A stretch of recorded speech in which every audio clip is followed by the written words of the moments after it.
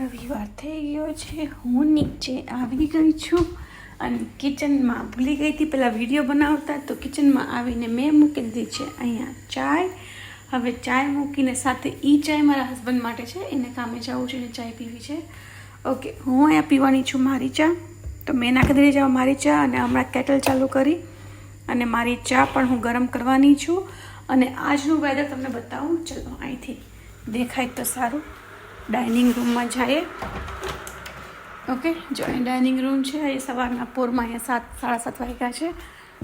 પછી જઈએ સિટિંગ રૂમમાં અને જઈને આજનું વેધર તમને બતાવું કે આજનું અહીંયા વેધર કેવું છે. આજનું તો બહુ સરસ વેધર દેખાય છે. જો જો જો અત્યારથી જ આજ તો લાગે છે બહુ જ પાછી ગરમી અને તડકો બહુ પડવાનો છે, બરાબર ને?